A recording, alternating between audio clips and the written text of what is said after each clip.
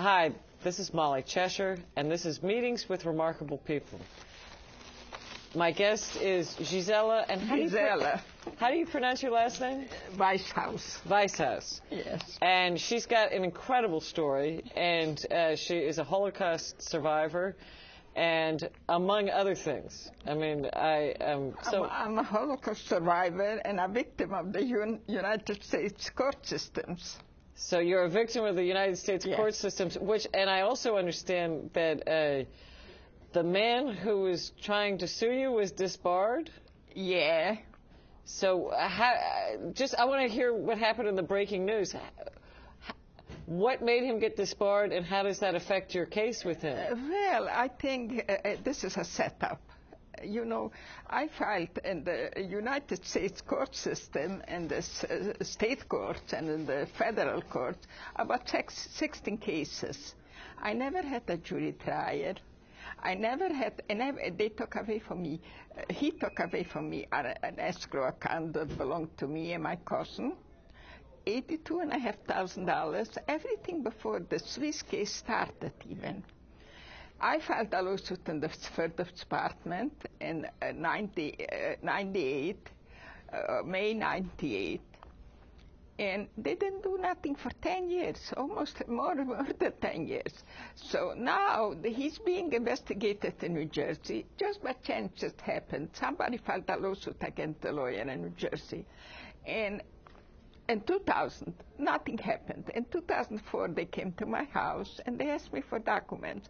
When I showed them the documents, they started to prosecute the case. Your case? Yeah, my case, they started to prosecute everybody because I had the documents to prove it. Well, that's exciting. Sure.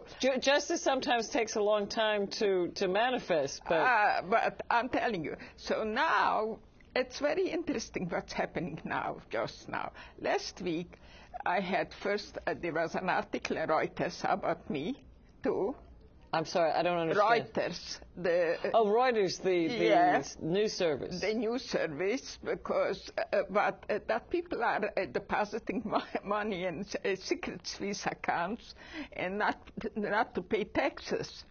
I see. So they're depositing your money in Swiss accounts. No, not right. So they bring me as a sample that my father deposited their money and I never could get it out. I see. Yeah. So that was an article in the Reuters last week, Wednesday. So now I have a lawsuit in the Southern District. And my lawsuit, there was a lawsuit filed last year, at the end of last year, by a woman named Anderson, against the first department. And some 7 people joined her, and I joined her too, with my problems that I had with the first department. So some of the cases were just denied by the judge, Judge Cheshire Scheindlin. My case, she decided it's not related to that one, because she had already sanctioned before Fagan. She had a lawsuit that they filed against him. And so mine wasn't related, they claimed, and they turned it over to a previous judge who I had in 95 at Fagan. But I lost everything. I lost my house. And out from that case, I lost a factory. So this judge's name is Denise Coate. She's a Southern District, a federal judge in Southern District. I was very upset. Why they do these things to me? They always change around judges for me because that's the game. Right. Yeah. So anyway, I was trying to think what I do. Meanwhile, I amended the complaint. And I sent to Fagan also. He became very crazy because he sees that I have some defendants there who he brought into the Swiss case and who he helped they should rob me. So now he wrote a very nasty letter last week. He sent it to me. So I think so that the federal judge in the Eastern District, when everything was happening, he doesn't want they should come out in Jersey and rule in my favor, because my case is prominent in New Jersey. Right. So they figured they started and they did that very fast thing, and they brought him here in New York. So I'm not quite sure if I understand all this. I'm telling you. But it sounds typical. It's what they're doing. They're doing this to me. I mean, I had so good cases. I used to. Fagan was my lawyer. I think about 10 years ago, I used to start coming here to the pro se people, and I learned to defend myself. Right. Yeah. So I have very good papers, I think, because some of them were sent back with the original stamp from the Second Circuit. They didn't want it should be there, because I'm putting together only documents. See the documents. Right. Yeah. So they cannot deny that I made it up. So, right. So that's why. So I mean, they don't like me. So meanwhile, they took away a house. Now I have a story like this, and I want to bring it up. I had a share in a factory. My husband bought it in 1975. Right. Everything legally. I mean, I had a braiding factory for 25 years there. A braiding factory. Braiding factory? Yeah. What exactly is that? That's not braiding hair, braiding from yarn. I made yarn. Yarn. I made all kinds of trimmings and things there. And that factory, I enjoyed it, and I did this for my children. Right. I had a son. I lost two sons. One son was mentally sick, and they told me I should put him to work. That's why I did it. I figured he's going to work. It didn't work out everything, but 25 years I was in the same place. Everything, they destroyed everything for me. Now, in 2006. They took out a mortgage from close to $5 million on the factory where I'm a shareholder. Right. Here I started to write all over. I had the Black Star News, the editor from the Black Star News, he wrote me letters. He wrote to the Congress, we wrote all over. They wouldn't take back the $5 million. They just want to bail them out. It's not going to help. That's not going to help. What can we do to help you? I mean, what is the best way of telling your story in a way that will help bring about justice? Well, the thing is this. Well, to bring justice, first of all, the old guardians are coming into the new administration. There is people who are ruling against the law, against everything. I have here, my house was taken away, supposedly by the rabbinical court ruling. And the rabbinical court ruling was against the United States Constitution.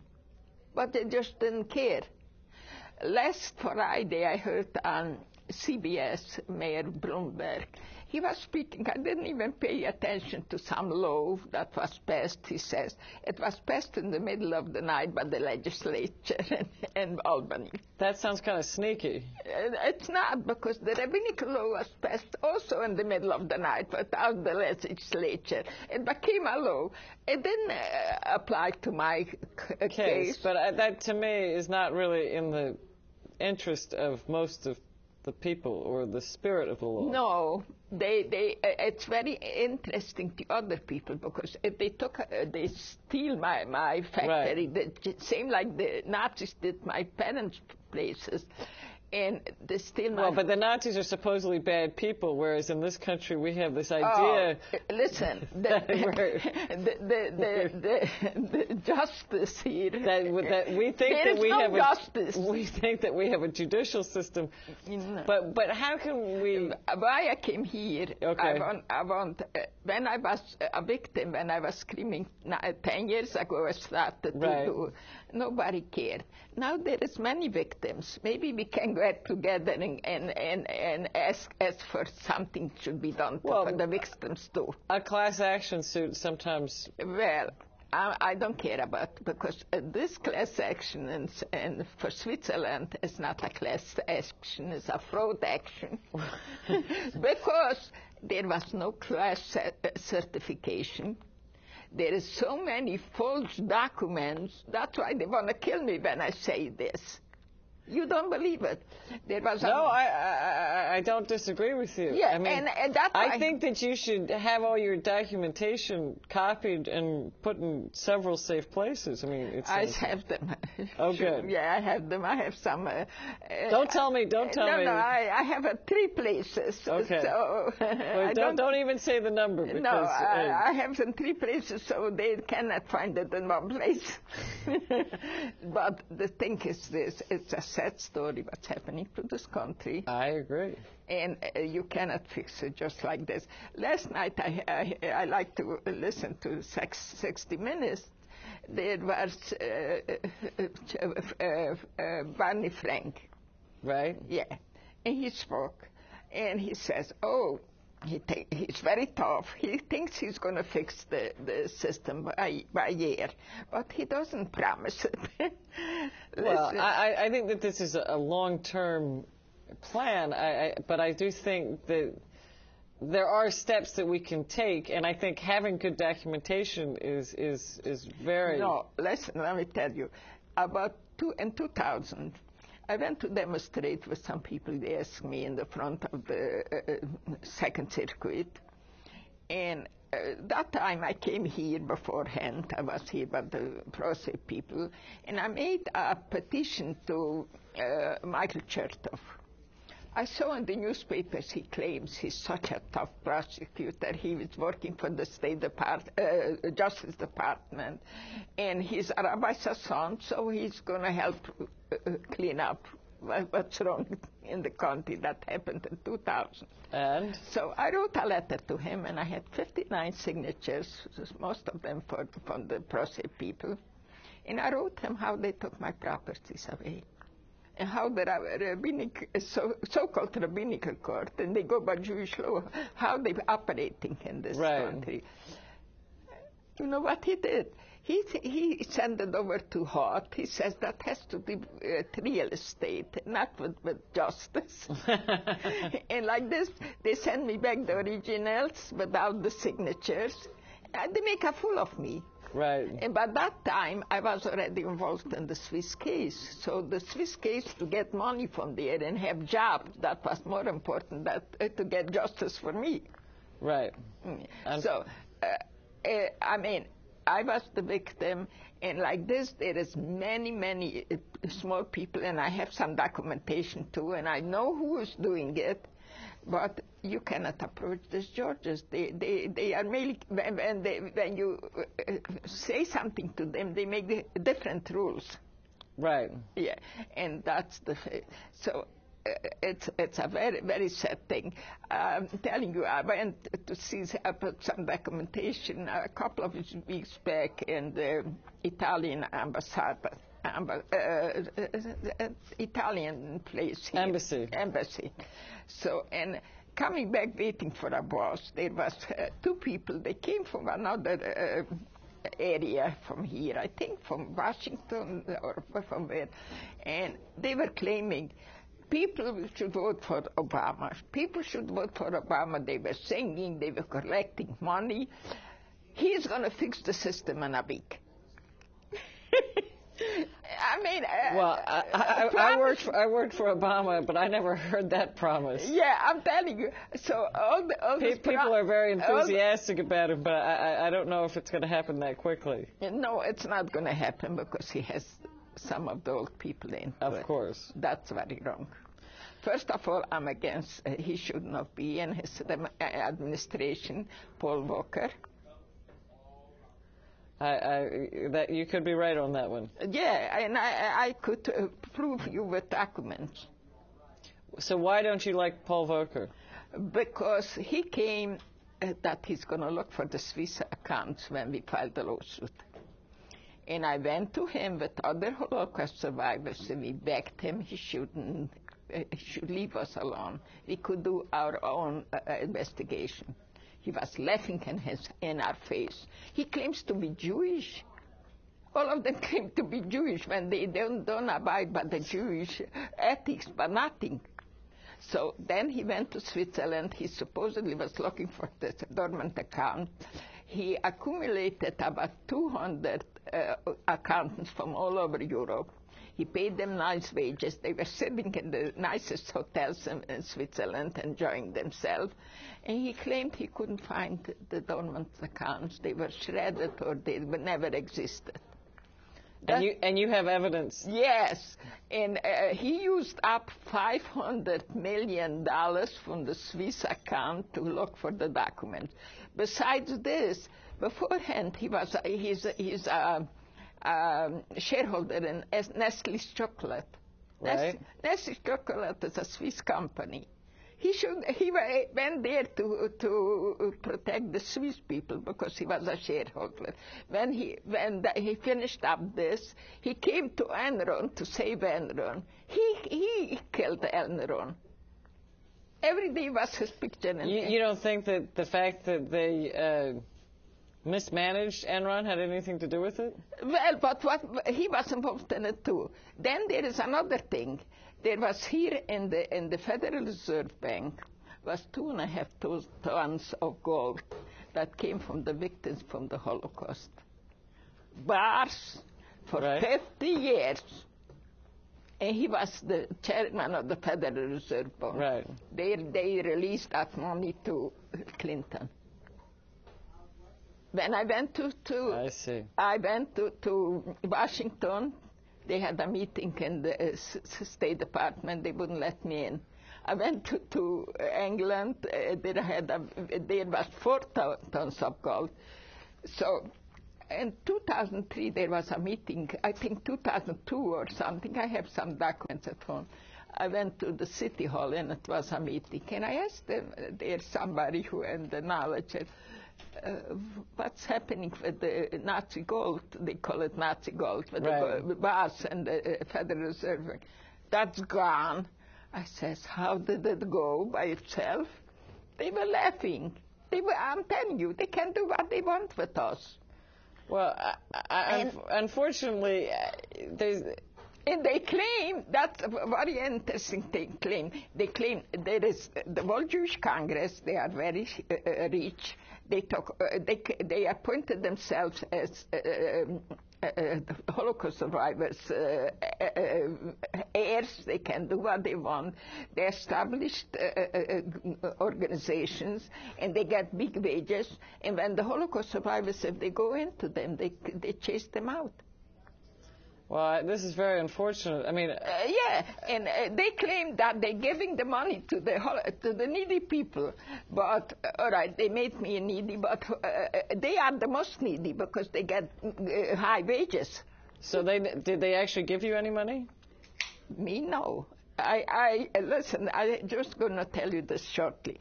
Okay. My husband is also a survivor. He was in a concentration camp in Austria. So a couple of years back, maybe 4 years ago, he received his compensation for the slave labor, $8,200 or something like this. He received it from Austria. There were people, and they treated him very nicely. My slave labor, I worked in Germany. Right. And I had to go through the claims conference. They are such ugly people that you can understand. You have to sign this for them, that for them. They take up part of the money. Right. So I wrote directly to the factory. The factory is still in existence where I worked here. What was the name of the factory? It's in a town called Zummer. That's in Thuringen in Germany. I see. Yeah. The factory is and I like to have documents, and I uncovered documents from that factory. And after the war, there was here a general by the name of Julius Klein. And he was one of the judges in Nuremberg. Right. Against the Nazis. Then he became the best friend of the Nazis from that factory with the owners. And they had no work after the war because they didn't need to manufacture ammunition. Right. Yeah. So he obtained for them work here in the United States. Meanwhile, the United States factories closed down because they didn't have what to do. Right. Yeah. So anyway, Julius Klein afterwards they took him to Washington. These documents I don't have to the ethics in Washington what he did. So if you have wherever he went, he claimed he's a Jew. He's a Jew. So if you have such Jews who are ripping us off, so what can you do? That's very sad. Right. And but I'm telling you, I have documents, I have newspaper clippings. I just didn't go to look the Washington. No, don't worry about it. Yeah. So, and that's what's happening. They're doing for us. I have friends. They call me up. They are old and sick. They cannot go. They have no help at all. So I have a friend. She hardly can walk. She says she was asking for some help. She says, you have to give me all the accounting. If you have $1 more, we wouldn't give you a penny. You believe this? And these people are having wages and millions of dollars. There is that rabbi who supposedly he is running the Wiesenthal Center in California. His wages is $445,000 yearly. And he has the family also. Now, the World Jewish Congress had they had a fallout about 2 years ago. Israel Singer with Braufman, they were fighting. So now they gave over the thing to Ronald Lauder, and Ronald Lauder has a rabbi who is assisting him. Previously, he had established supposedly schools in Poland. I just spoke last night with a man who came from Poland, who he knows what's happening there because he goes quite often there. When I mentioned the name of the rabbi, he says, don't tell me even the name. I don't want to hear it. I can't stand it. They spent from our money $20 million in Poland. They made parties for the teachers, and they were dancing, and the survivors are dying out. And that's what they want, because they figure if they're going to die out, nobody's going to know what they did. But so how can you keep the information alive so that... Well, I'm going to make a website in January, in the middle of January. I have a grandson who's working on it. That's great. Yeah, and I'm going to put all the documents on the website. I think that's transparency and exposure is the best. So what I would like, if you have some listeners, if they want to join and get some justice, not only justice in this country, save the United States. I think that's I agree. That's the best thing. They could join me. So we'll put up your name, and they can just Google your name. Yeah. And then your website will... Do you know what the name of the website will be? Well, that's it. But I have an email. They could email me. What's your email? My email is the same spelling, Gizella Weisshaus, like GIZELLAWEISSHAUS at yahoo.com. Excellent. Yeah. So Gizelle Weisshaus at yahoo.com. Mr. Channer has my website. I mean, he sent me and all the information. Oh, okay. So he's got all your information too. Yeah, my information too. So I think that sounds like the most positive solution to the issue is to post all the documents so that they're as public record. Yeah. And it's very difficult to prosecute these things. I understand. Listen, I'm writing since 2006 to Washington Mutual. They gave out the mortgage to my previous partners. One is the seats to his children for almost $5,000. Can I without title insurance? There was no title insurance. I see. So can they not ask back for the money? If they ask back, the people wouldn't steal again. I know. Yeah, and that's why they're covering up. They're gonna bail them out. They're gonna steal again. I know. I agree. Mm-hmm. All right. Well, thank you so much for sharing your story. This is Molly Cheshire, and this is Meetings with Remarkable People with Gizella Weisshaus. Yeah. So you got to tell your story. Yeah, I wish I should show them some more. But no, it's fine. It's just I'm glad you brought it, just because it's quite a complex topic. So. It's not complex. They made it complex because I was fighting. But you have lots of different suits going on. Yeah, because I'm telling you. First of all, Okay. Well, do you want me to? Okay, we're actually waiting for our next guest, so maybe while we're waiting. Yeah. All right. Paula, you want to sit there and just do a close up? No, but stay at this camera and then zoom in. I just want to show you Fagan's. And I'll hold them up. Here, Gizella, you give me whatever documents you want. Yeah, I'm going to give you Fagan's letter. That's very important. Now, who exactly is Fagan? Who is the lawyer who brought the lawsuit from I see, and he's the one that's just gotten disbarred. Yes, and he's the one. And now this goes with something. What does that go with? Yeah, that's nothing. Here you see, this was in Washington. Here you have Israel singing and broke. Here, wait. Okay, so here I've got a close-up, and Paula. Here. All right, show this. All right, wait. Another thing in Washington. Okay, this is now what are we looking at here? You're looking Why don't you point at... I'm sitting here near Stuart Eisenstadt. It was a hearing in the Congress. And so what's important about this hearing? Well, it was about the Swiss money. This is about the Swiss money. Yeah, and it's in the front, it's externato the motto. He supposedly was looking for our account.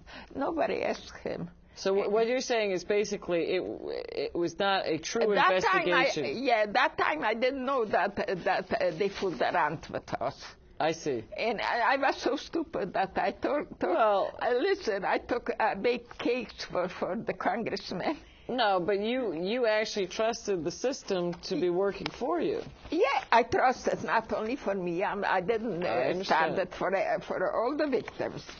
And now I'm a victim for this so-called justice here. So what else do you want to show? No, I don't find this letter from Fagan. Let me just show this photo while we're sitting here. Yeah. What is this photo? This was in the State Department. And the back there is a story from the Washington Post that they didn't let me into the hearings. I see. So this is when they said that you couldn't come in. This is when Clinton... That's one thing when I couldn't came in. And you think it's because they gave the gold to the Clintons? Yeah, that's why. The Nazi gold. They didn't want me. I should be there. And you know how much the Nazi gold was worth? According to their estimate, $28 million. Their estimate, it was worth more. Then Hillary had a dinner in the Pier Hotel. And I have affidavits from other Holocaust survivors. I was demonstrating outside, but other Holocaust survivors she wouldn't let in. Do you have any more documents that you want to show? I want to show Fagan's letter, but I have to look where I have it. Okay, just take your time. 1 second. There is sometimes people who try to get some justice. It's impossible. Channel 4 in England made a documentary from the Holocaust. You know what they did? They let them show it in England once, but no distribution. Oh, no distribution. No distribution. Here, let me. So this is a book that was written by. Okay. So you need to give me some more documents. Yeah. So this is what's this that we're showing? This was a book that was written by the Financial Times from London. Okay. So this is a book that was written. The Financial Times of London. It's called The Victim's Fortune. The Victim's Fortune. Yeah. And you think this is a good book? Yes. I mentioned here a lot of times, and they say that they were at a conference in court. Here's Carl himself. When I was calling, I showed all the lawyers and the people around. I said I would make a trial against you like they did in Nuremberg, because they are real criminals. I understand. Real criminals. I would do the same thing to them.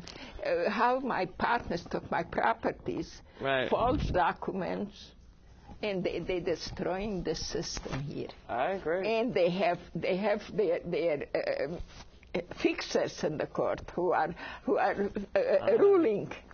And I have all this to prove, but there is no justice to show it here. Unfortunately, so, and yeah. Stories are interesting, but here's the new tape.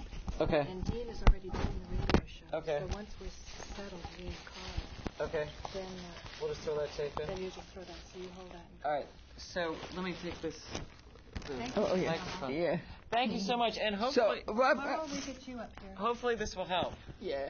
All right. So when you going to show us? You know Gizella Weisshaus? Paula, Let me introduce you. This is Carl Pearson. He's a great lawyer.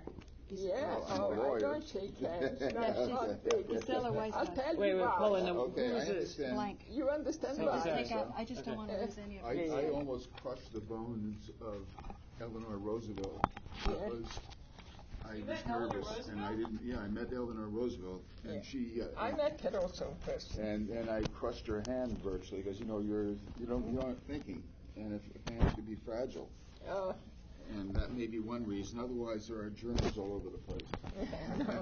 No, she's Hasidic, or she's very observant. Oh, okay. So she doesn't touch men. So I say this to everybody when I went to 60 Minutes and I wouldn't shake the hands. So he asked me, "Are you a Muslim?" I says yes. So, Really? so I won't shake the hands of 60 Minutes because they're crooked.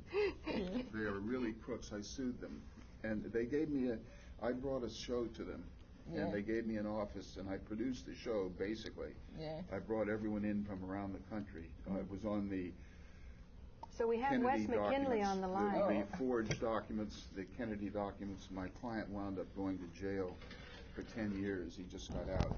But the papers are all authentic. They're all can I real. speak to you and show you how I'm fighting this? But first we're doing a show, because Yeah, Dean's all right. got the radio show. Sorry. So thank you, All right. Gizella. I'm going to wait for you. Yeah, you Okay. sit there. Let Okay. me just get the tie on Thanks. because And Dean is helpless, Molly, until you're in the control room, because he's doing a radio show right now. But the thing is that You have to help him. I will. Yeah, I'm just going to throw on the tape right. And start and switching. set his level Yeah, and switch.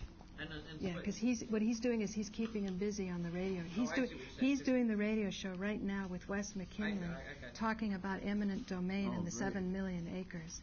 great. Yeah, it's all good. I have to get. I'm slipping into type of. Yeah, I understand. And I can't eat in the control room because You can eat. I got control for it. Really? All right, They I'll give just. people trouble for eating in here. Well, you can't eat in the control room because they don't want. Anyway, Giselle, thank you so much. Those people out. And I hope this Here in helps. this room. Oh, really? I'll get to eat. Oh, you know what? You need to get it under. I just, You know that? I'll see if You got all the angles covered. Everything, and I think that that's. I'm going to arrange a private meeting for us with those rich people. I hopefully get to their guy, because I don't know what all is happening, but I'm very pleased with what we got on tape. yeah, he liked the idea, Yeah. but I don't really. I think, don't you have to unbutton this? It's buttoned. Oh, Let me see. it didn't go right. Okay. Yeah. I'm covering up a spot on my shirt, otherwise I wouldn't even be wearing this stuff. My son and I went out to dinner last night. After the event? Yeah. Oh. He's a big eater. He eats me out of